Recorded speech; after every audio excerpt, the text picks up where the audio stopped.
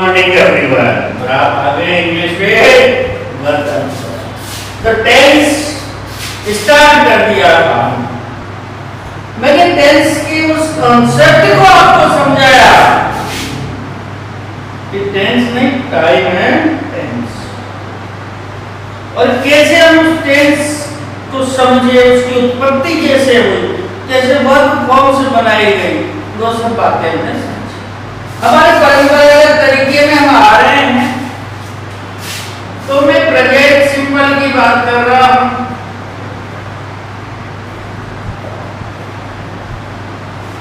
इससे पहले कुछ बातें लिखा दी थी मैंने, फिर एक बार हो सकता है रिवाइज में आ जाए काम।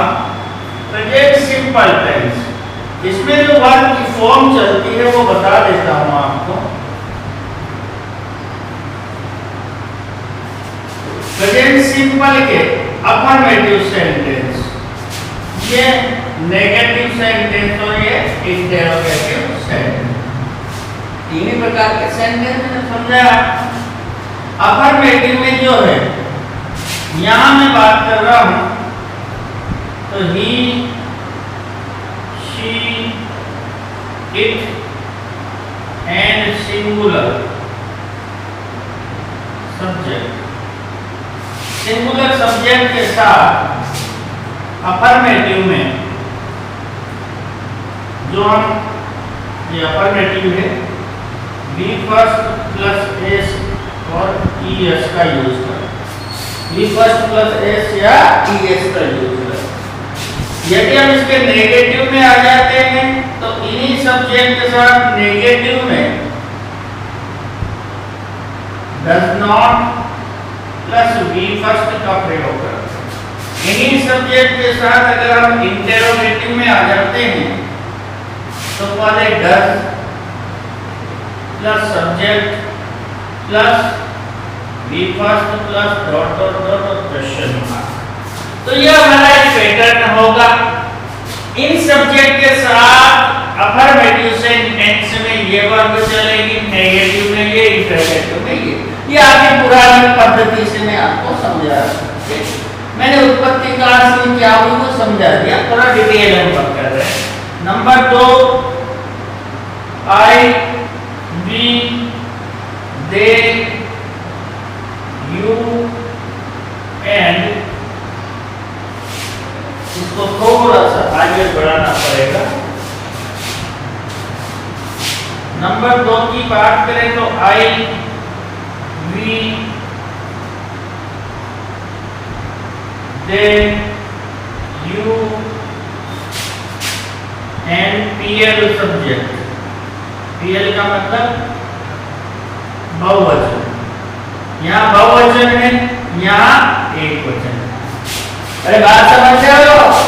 हाँ, तो थोड़ा कॉन्सेप्ट है। तो यहाँ पर ध्यान दें, हम बी फर्स्ट अफर्मेटिव में, नेगेटिव में डू नॉट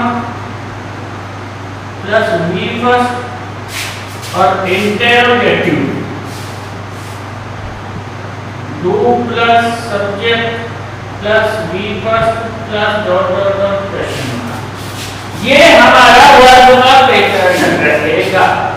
अब मैं इसमें आपको कुछ और उस पहले जो मैंने स्टार्ट में आपको कॉन्सेप्ट समझाया, उस कॉन्सेप्ट से कुछ समझाने की कोशिश कर रहा हूं। बड़े ध्यान से समझिएगा और सुनिएगा। क्या कॉन्सेप्ट है?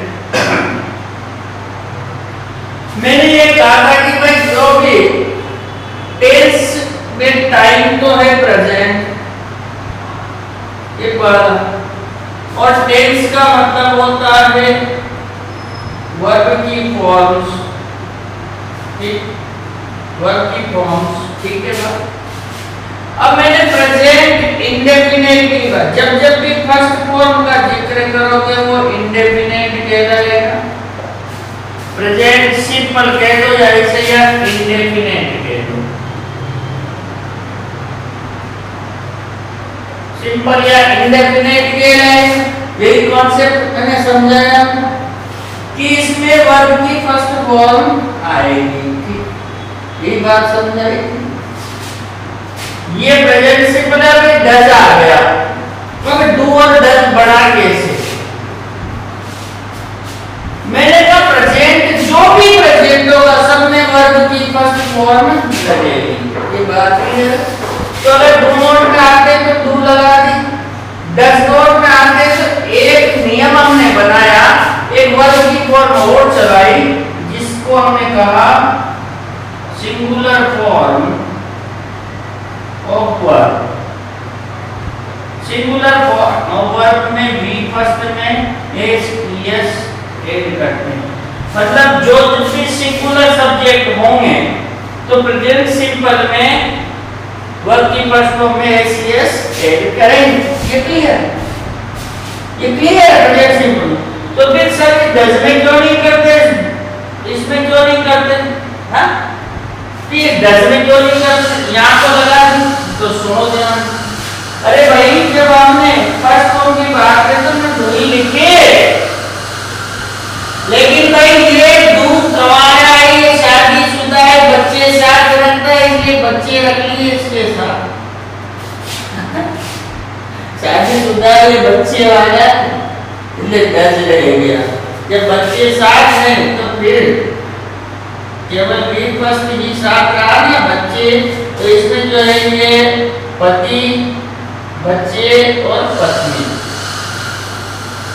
जब ये रहता है तो घर पर पत्नी और बच्चे रहते, पति बेचारा काम पे रहता है, जब ये घर आता है तो बच्चे से लिपट जाते हैं और पत्नी अकेली रह जाती है। बात समझ में आ गई?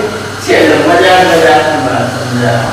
तो इसलिए डज का प्रयोग है। जब भाई ईएस को मैं यहाँ लिख दिया एक बार, तो इसके साथ ईएस जोड़ने का तो मतलब ही नहीं बनता। भाई ईएस जोड़ना है और फर्स्ट फॉर्म में जोड़ना, डू कौन सी form? First form. Do did done, do first form. जब इसमें जोड़ दिया तो इसमें क्यों जोड़ेंगे भाई? कॉमन सेंस की बात है, कॉमन सेंस की बात है। जब इसमें ईएस जोड़ दिया तो इसमें क्या लेना जोड़ेंगे? जबरदस्ती। तो ऐसे कभी नहीं जोड़ना, ठीक? ये मैंने एक कॉन्सेप्ट आपको समझाया। अब मैं बात कर रहा हूँ कि इस पैटर्न से सेंटेंस प्लान करते हैं।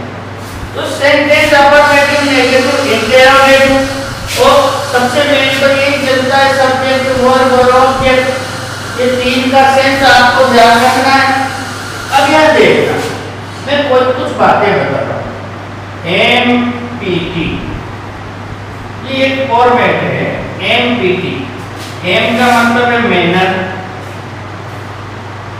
पी का मतलब है प्लेस और टी का मतलब है टाइम। अब इसके बाद है जोड़ दो सब्जेक्ट, वर्ब, ऑब्जेक्ट। इसके बाद आएगा एमपीटी। एमपीटी का मतलब मैनर, प्लेस और टाइम। ये तीनों एडवर्ब की श्रेणी में आते हैं।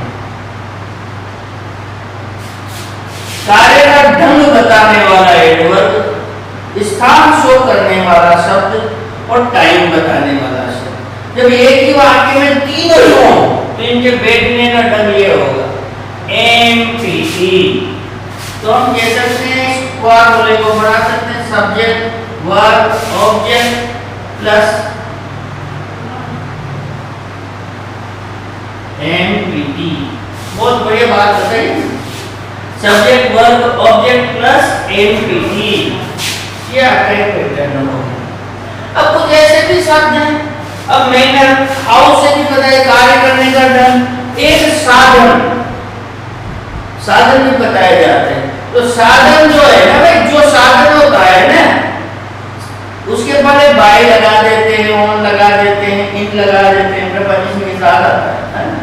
तो वो जो साधन बताया जाता है वो प्लेस के बाद आता है, उसमें थोड़ा सा अंतर है। देखिए 80% तरीका यही है, 80% का तरीका यही होगा एमपीटी मैनर।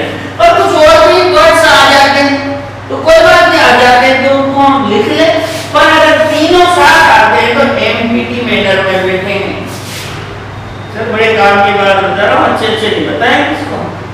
हाँ नहीं बताएंगे, पूछ लेना किसी से भी एमपीटी क्या है। हाँ एमपीटी में अब आपको अरेंजमेंट ऑफ वर्ड्स तो सही करना पड़ेगा ना। अरे नाक की जगह नाक लगाओ यार, आँख की जगह आँख, कान की जगह कान, जब तो सुंदर दिखोगे। टेंस लगा दी, दिल की धड़कने चालू कर दी और हाथ में उल्टे सीधे जोड़ते चले। एक काम यहाँ दूसरा नाक लंबी कर दी तो बेढके लगोगे यार। तो मैं बेढक का सेंटेंस नहीं बनाना, बात तो समझे। हर शब्द अपनी जगह सही बैठेगा तभी सेंटेंस का स्ट्रक्चर। एक शब्द आता है स्ट्रक्चर।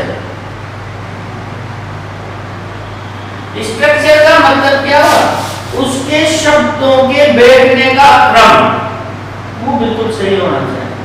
अब देखो एमपीटी मैनर का मतलब क्या हुआ, तो यहां समझना मेरी बात। Subject plus verb plus object. अब इसको हिंदी में समझाता हूं। Plus m p t. देखो सब्जेक्ट ये हु से प्रश्न करने पर आएगा, कौन किसने। वर्ब ये टेंस के अनुसार टेंस, वर्ब को टेंस फॉर्म होगी, ये जो भी टेंस होगा आपका ये सब में काम आएगा। ये तो ऑब्जेक्ट दो तरह से, तो किसी के आंसर में आएगा और एक क्या के आंसर में, मतलब एक तो हूं और एक व्हाट। ठीक, इसके बाद मैनर है, इसका मतलब है मैनर है इनका, ये हाउ के आंसर में आएगा। इसके में हाउ के कैसे, इसका मतलब है प्लेस, ये वेयर के आंसर में आएगा, कहाँ। इसका मतलब है टाइम, ये व्हाट के व्हेन के आंसर में आएगा, मतलब कब। तो हो गया ना, मैंने पहले समझाया था आपको। कौन किसने किसे क्या कैसे कहां कब, कौन किसने किसे क्या कैसे कहां कब, कौन किसने किसे क्या कैसे कहां कब, हिंदी में से याद रखो। कौन किसने किसे क्या कैसे कहां कब, कौन जैसा कर दो, कौन किसने किसे क्या, कौन किसने किसे क्या कैसे कहां कब, कौन किसने किसे क्या कैसे कहां कब। बस इस फार्मूले से जमा दो, 80% सेंटेंस राइट है भाई। 20% तो थोड़े अलग तरह के जा सकते हैं, पर 80% तो बढ़ जाएंगे, बल्कि 90% बढ़ जाएंगे सर। एमपीटी मैनर, एमपीटी का तरीका, एमपीटी का मतलब मैनर, प्लेस और टाइम, कार्य करने का ढंग, स्थान और समय। अब इस टाइम को हम 0 नंबर पे भी डाल देते हैं कई बार आगे, यस्टरडे, लास्ट मंथ, कई बार आगे भी आ जाते हैं, आगे भी लिखने में आ जाते हैं। बात को समझो, बहुत बढ़िया तरीका समझाए, स्क्रीनशॉट ले लो फटाफट। हाँ, लाइफ में काम आएगा आगे तक, कोई नहीं बताने वाला आगे तक। ये जो एमपीटी मैंने बताया समझिए ना, लिख लो। अब हम बात करते हैं इस तरीके से एक सेंटेंस बनाते हैं, बड़े सिंपल। इसमें आपको पहचान करनी चाहिए हैं, आपने बताया कि सर्वमान्य सत्य की बात करते हैं, ये करते हैं, वो भी बताया था मैंने आपको, लिखा दिया था। रिपीटेड एक्शन होता है, ये बाद में हमने कर ली। अब सेंटेंस बनाने का तरीका ये मैंने समझाया आपको। एमपीटी मैनर ये हर टेंस में काम आएगा, हाँ? और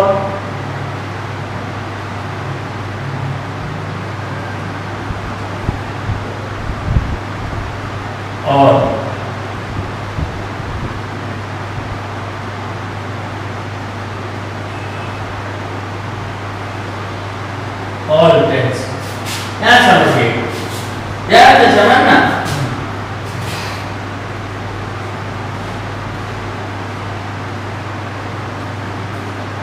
पिछले रविवार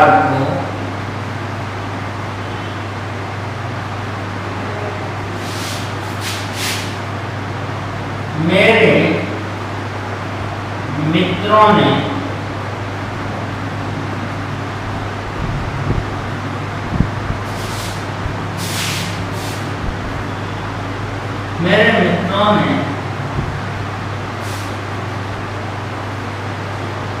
मेरे घर को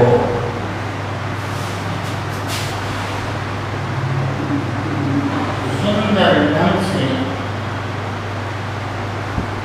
सजाया।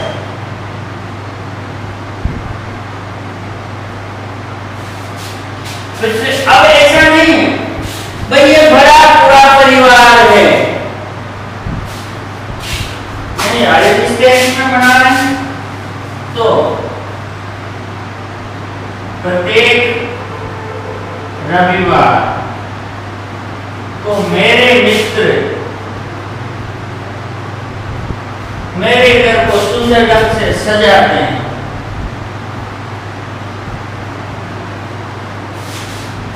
ये बना है, ठीक है बेटा। अब मैंने क्या कहा था आपसे, क्या कहा था हिंदी और इंग्लिश में मैंने बताया था आपको खच में याद आएगा बात। तो वो मैंने एक परिवार बताया था पटेल जी और पटेल जी का, शहर में आ गए, पड़ोस में ले गई पटेल दूसरी पार्ट है पर दो पटेल घूंघट काट के पीछे पीछे और पटेल को ले गई कहाँ पर ब्यूटी पार्लर, वहां से आ गए जींस टी शर्ट पहन के और पटेल जी के पास आके बैठ गई कि टच में क्या बात है। तो देखो मुखिया पत्नी, इसको मैंने मुखिया नाम दिया था, इसको मैंने पत्नी नाम दिया था। हिंदी में मुखिया कौन सजाते हैं मेरे मित्र, ये मुखिया सजाते हैं, पीछे पीछे मिलेगी पत्नी, ये पत्नी की प्रेम से बताएगी आपको। हाँ तो बनाइए इसमें मुखिया सबसे पहले तो मेरे मित्र, तो आपने लिख दिया है ना माय फ्रेंड्स।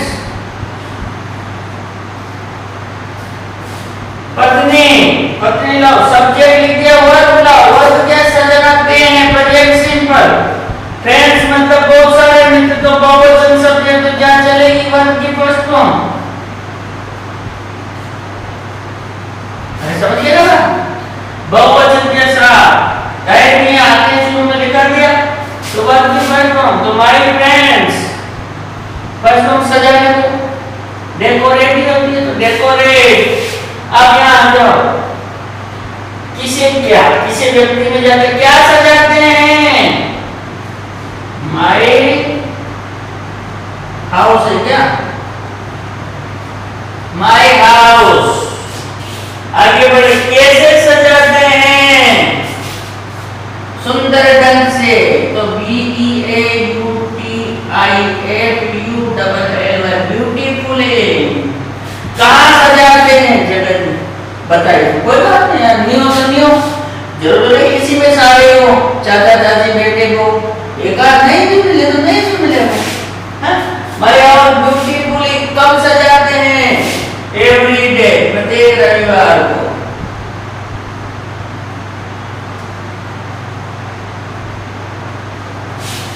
बढ़िया, अरे बढ़िया, इस तरीके से वेरी गुड। स्क्रीनशॉट ले लो, फिर मैं यहाँ बनाऊंगा।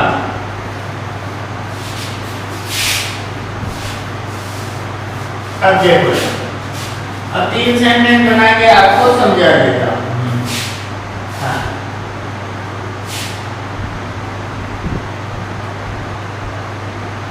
मिस्टर शर्मा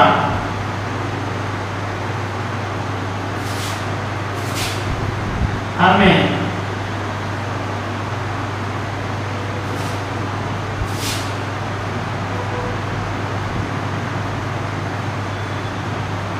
अंग्रेजी पढ़ाते हैं। ठीक, अब इसको पढ़ाएंगे साहब, तो कौन पढ़ाते हैं, सब्जेक्ट मिस्टर शर्मा। अगर टेंस का मतलब मैंने क्या था, कहा था वर्ब की फॉर्म बदलेगी, टाइम नहीं बदलेगा, टाइम तो प्रेजेंट ही रहेगा। बात यही तो कॉन्सेप्ट में सीखे थे। क्या बात है, मजा आई। कॉन्सेप्ट में जो सीखे थे वही बात कर रहा हूँ। तो मिस्टर शर्मा, अब पढ़ाना वर्ब है, शर्मा की एक पिल्ले हैं, तो एक वचन में क्या होता है, एसीएस मिस्टर शर्मा टीच। किसे पढ़ाते हैं, हमें, तो अस। क्या पढ़ाते हैं, इंग्लिश। कैसे पढ़ाते हैं, बहुत अच्छे ढंग से, तो वेल लिख सकते हो। कहाँ पढ़ाते हैं, इन आवर स्कूल, हमारे स्कूल में। कब पढ़ाते हैं, डेली पढ़ाते हैं, तो सारे लिख सकते हो। समझ गए मेरी बात को। अब नेगेटिव पढ़ाना है, तो ये मिस्टर शर्मा, अब एसीएस है, तो ये बच्चे उठा के किसमें लगाओगे, डच में। बच्चे आएंगे तो क्या बची, अपनी बची, बच्चों की माई बची, माँ को लिख दो। अब बच्चे इसके साथ थोड़ी हैं, पिताजी आ गए ना काम से लौट के, तो पिताजी के पास चले गए।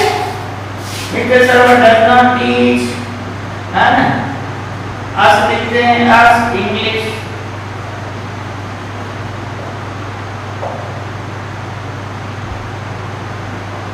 समझ के बात को। अब प्रश्न वाले को बनाएंगे, तो ये पिताजी आ गए हमारे, डज मिस्टर शर्मा, जो है वही लिख दिया, टीच। फार्मूला देखो, पहले हेल्पिंग वर्ब, फिर मिस्टर, फिर सब्जेक्ट, फिर मेन वर्ब। अब इसको यू कर देते हैं, प्रश्न पूछ देते हैं। फर्स्ट पर्सन को सेकंड पर्सन, सेकंड पर्सन को फर्स्ट पर्सन में बदल देते हैं। टीच यू इंग्लिश, प्रश्नवाचक चिन्ह। अगर मैं इसको वाट से बनाता, तो वाट डज मिस्टर शर्मा। अब वाट का उत्तर क्या है, इंग्लिश, तो इसको लिखेंगे वाट लिख दिया, teach you. What does mister Sharma teach you. बात समझ में आ गई। चलो एक और सेकंड बनाते हैं। ये तरीका ध्यान रखना भाई, इस पैटर्न से बनाने की कोशिश करना, अपने मन से 10-20 सेकंड कर प्रैक्टिस करो। हाँ देखो, ये 3 का 1 हो गया, दूसरा देखो। हाँ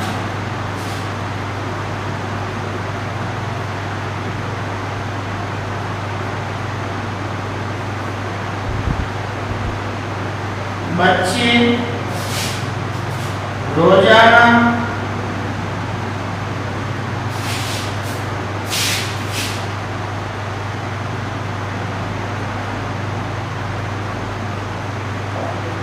गांधी पार्क में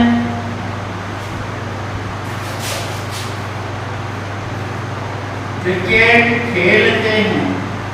जरूरी नहीं कि सब शब्द जो उसमें हो पैटर्न में वो ही आए। बच्चे का मतलब चिल्ड्रन,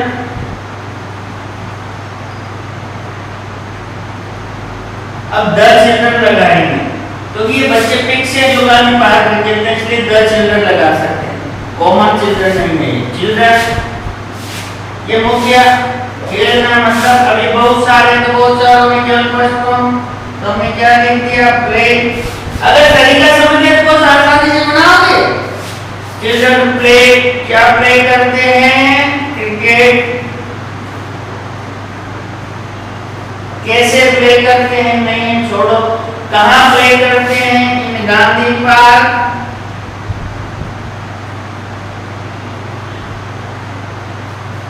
कब प्ले करते हैं, रोजाना, डेली।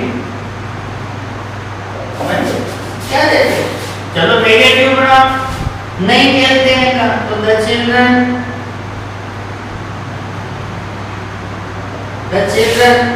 अब अकेले तो डू आ जाएगा, बच्चे वाले नियम है, तो डू पति अकेला ही आएगा, पति में कितनी गई, बच्चे नहीं है भाई।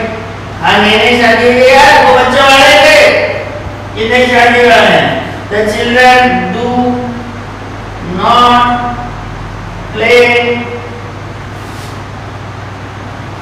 cricket. अब एक याद रख लो, वो पति पत्नी है तो बच्चे भी हैं उनके 10 वाले में, दो के साथ बच्चे बैठे पत्नियां लगे, यहाँ बच्चे वाले नहीं है, बिना बच्चे वाले पति देव में अकेले हैं तो बेचारा शादी हुई है तो डू प्ले, समझ गए? हाँ, याद रखने का तरीका है का यस बच्चे वाले, तो यस नहीं तो बिना बच्चे वाले पति देव। तो children do not play cricket in Gandhi park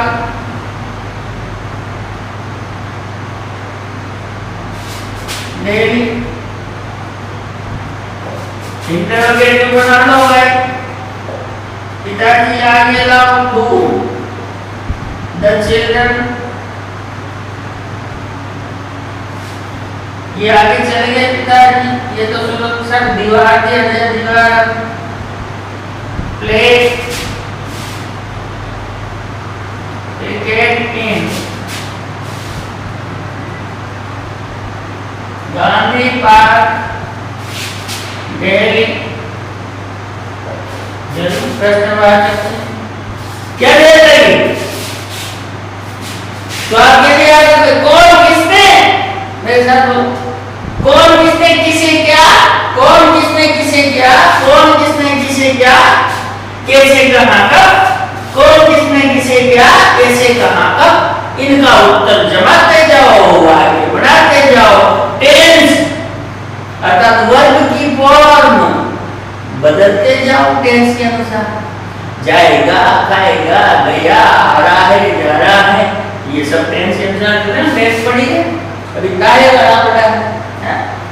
tense का मतलब वर्ब की फॉर्म, और टाइम होते हैं 3, प्रेजेंट, पास्ट और फ्यूचर, ये टाइम है, और टेंस है इंडेफिनिट, कॉन्टिन्यूअस, परफेक्ट और परफेक्ट कॉन्टिन्यूअस, ये टेंस है, समझे बात? टाइम को नहीं बांटा जाता है।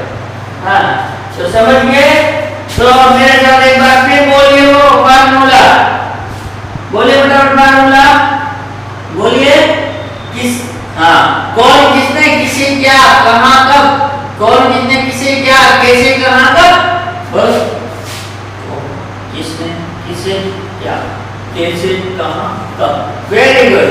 कौन किसने किसे क्या, कैसे कहाँ कब, लेकिन कौन किसने के बाद वर्ब लगेगी, मुखिया जी के बाद मुखिया जी की पत्नी आकर बैठेगी और कहेगी टच मी, समझ गए? वेरी गुड, क्या बात है, क्या बहुत अच्छे ढंग से समझे। ओके, तो हम पैराग्राफ बना रहे थे और यहाँ तक आ चुके थे, और मैंने आपको समझा दिया था किस तरह से दिवाली कम्स इन द, तो मैंने एक्टिव पैसिव का सेंटेंस कैसे बनेगा वो दोनों समझा थे, इसे हमारे के यूज से सेंटेंस कैसे बनेंगे ये भी आपको बता दिया।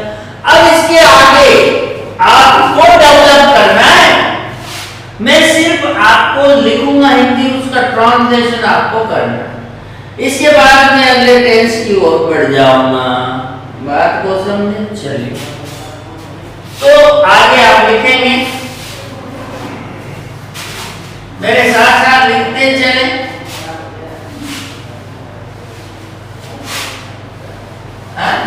हाँ, दीपावली पर घरों, दुकानों व ऐतिहासिक भवनों को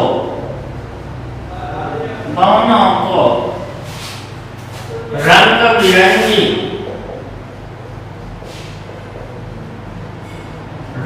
बिरंगी रोशनी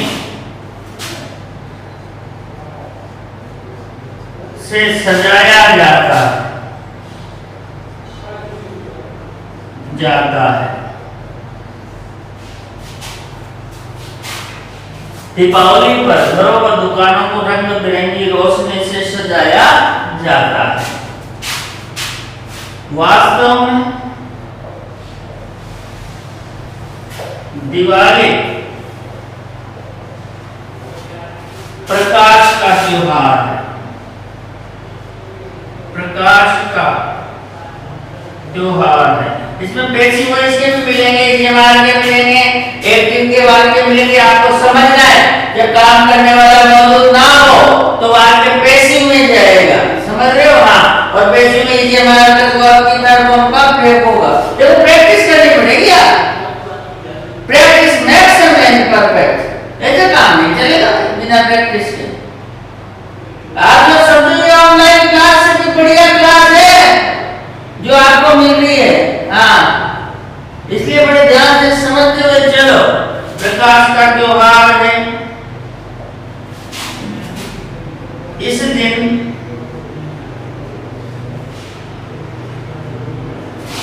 धन की देवी कौन होती है? लक्ष्मी, सरस्वती नहीं है। सरस्वती विद्या की, धन की देवी लक्ष्मी की, धन की देवी लक्ष्मी। यहाँ पे तो कोई मीनिंग नहीं है, सब बड़ा वाला। ऐतिहासिक भवन है तो इसको लिख देता हूँ, HISTORICAL, हिस्टोरिकल बिल्डिंग। इसका मतलब ऐतिहासिक भवन। घरों को आता है, दुकानों आते हैं, रंग बिरंगी रोशनी, कलरफुल लाइट्स सजाने को डेकोरेट लक्ष्मी की। अब यहाँ देखना, पवित्र मंत्रोच्चारण, थोड़े शब्दों का ध्यान रखना पड़ेगा। मंत्रोच्चारण, क्योंकि आपको ढंग से लिखना पड़ेगा भाई। मंत्रोच्चारण से पूजा की जाती है, ऐसी वजह से पूजा करने वाले नहीं। तो पवित्र मंत्रोच्चारण से तक का लिख देता हूं। विद चैंटिंग, आपको बनाना है विद चैंटिंग होली चार्म्स। इसका मतलब है पवित्र मंत्रोच्चारण से। होली चार्म्स का मतलब मंत्र, चैंटिंग का मतलब बोलना होता है, की जाती है। देवी लक्ष्मी अंधकार से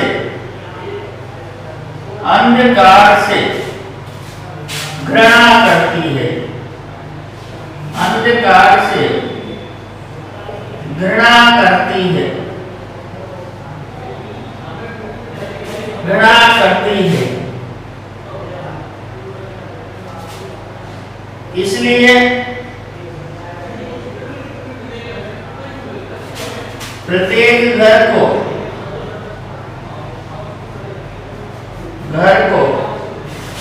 मिट्टी के दिए, अरे घृणा करने को हेट करना, हेट करना।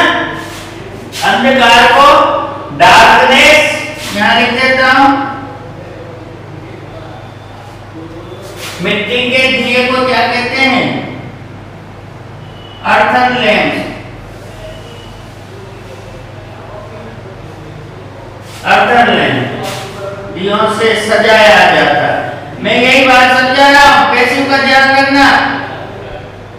कौन सा वाक्य पैसिव में बनेगा? पैसिव में बनेगा पीछे बात थर्ड। पैसिव में वही बनेगा जिसमें काम करने वाला मौजूद नहीं होगा। हाँ, और क्या किया जाता है उसका उत्तर आगे लिखना पड़ेगा, अर्थात लेंस। हाँ, इस दिन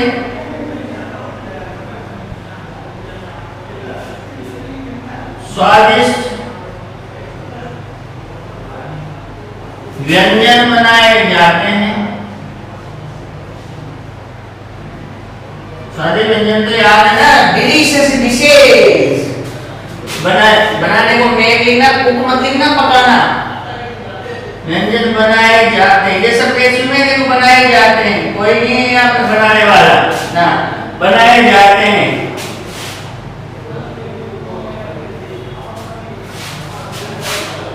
लोग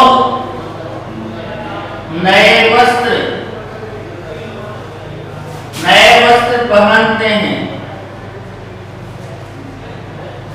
लोग नए वस्त्र पहनते हैं। यह बच्चों का पसंदीदा, यह बच्चों का पसंदीदा, ये देखो ध्यान में, ये बच्चों का पसंदीदा त्योहार है, ये बच्चों का पसंदीदा त्योहार है। बच्चे पटाखे चलाते हैं, वह मिठाइयों का आनंद लेते हैं। आनंद लेना को एंजॉय करना, पटाखे को फायर क्रैकर्स, पटाखे चलाते हैं, मिठाइयों का आनंद लेते हैं। अब मैं ऊपर लिख रहा हूं, ये लिख लिया, स्क्रीनशॉट ले लिया ना। वास्तव में दिवाली खुशी व प्रसन्नता का त्योहार है। खुशी व प्रसन्नता, इसको क्या बोलेंगे? Joy and happiness. खुशी व प्रसन्नता मतलब जॉय एंड हैप्पीनेस, प्रसन्नता का त्योहार है। यह हमारे, यह लिख लीजिए ना, यह हमारे जीवन से नीरसता, नीरसता को लिखेंगे डलनेस, डलनेस को दूर करता है।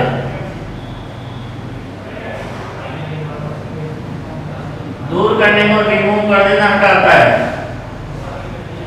दूर करता है। वह नए कार्य करने की प्रेरणा देता है, प्रेरणा देता है। फटाफट स्क्रीनशॉट लीजिए, या स्क्रीनशॉट प्लीज। देता है। मैं इस त्योहार को सर्वाधिक पसंद करता हूं, करती हूं। सर्वाधिक पसंद करता हूं, करती हूं। बता दो, समझिए मेरी बात को। ये पूरा पैराग्राफ आपको बनाना है, स्पेलिंग से मैंने लिखी। इसको बनाने का मतलब है कि आपके अंदर वो कॉन्फिडेंस डेवलप हो गया। अब आप लिख सकते हो, कुछ पैराग्राफ बना सकते हो। मैंने आपसे प्रॉमिस किया था, जिस दिन पहला टेंस पढ़ाऊंगा उस दिन आपसे पैराग्राफ बनवा दूंगा। समझ गए मेरी बात को? तो वही कार्य आपको करना। इसके अलावा घर पर 2 पैराग्राफ और बना के आपको देखने हैं। प्रैक्टिस करो खुद।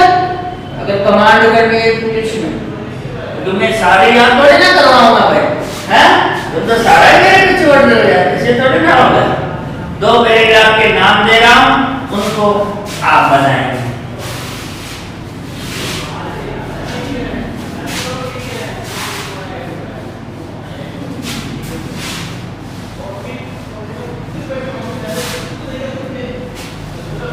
ध्यान, एक का नाम है माय बेस्ट टीचर। एक तो ये बनाना, दूसरा बनाना बेस्ट फ्रेंड, और तीसरा बनाना माय स्कूल। ये 3 आप बना के देखना, मैंने सब पढ़ा दिया। तो आगे कैसे तीनों प्रेजेंट सिंपल में बनेंगे, इजेवार का सिंपल प्रयोग भी होगा। वैसे इनमें कोई पैसिव वाला वाक्य आएगा नहीं ज्यादातर तुम्हारे, हाँ पैसिव तो नहीं आएगा, एक आध आ जाए तो ठीक है, ठीक है समझे, एक आध आ जाए तो शुरू कर देना। अब इनकी शुरुआत कैसे करोगे, देखो मैं कुछ लाइन्स लिख रहा हूं बढ़िया वाली। तो सबसे पहले my best teacher,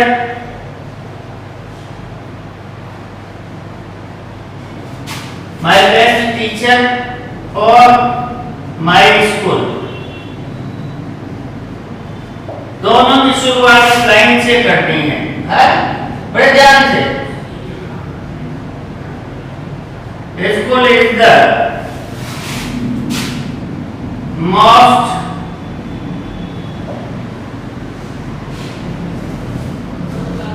important place of physical, mental and emotional development for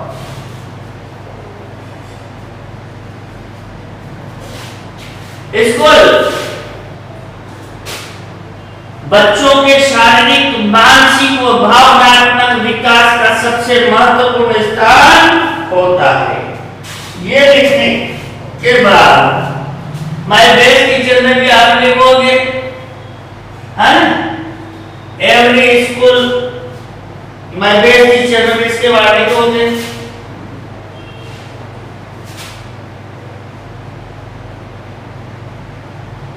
I read in, ये सब में लिख देना, माय बेस्ट टीचर दोनों में I read in जो भी है। यहाँ तो लिखोगे क्लास या स्कूल का नाम लिखना, school name I read in फला फला स्कूल, यहाँ तक लिख देना। इसके बाद फिर आप आगे बढ़ना, सब में अलग अलग होगा। स्कूल में भी टीचर्स बताओगे कितने अध्यापक हैं, परंतु मैं ये वो पसंद है, वो हमें ये पढ़ाते हैं, वो सब लिख दो, हिंदी आ जाए। अब ये तो आपका हो गया, कौन सा शुरू करोगे, कौन सा, इन दोनों के लिए।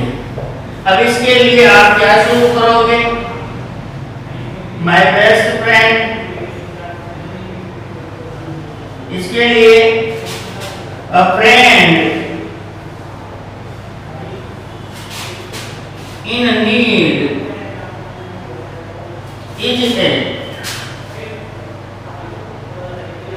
friend in need।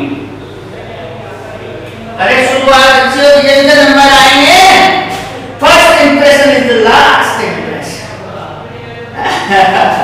क्या बात है, तो फर्स्ट इंप्रेशन में एक धमाका छोड़ दो,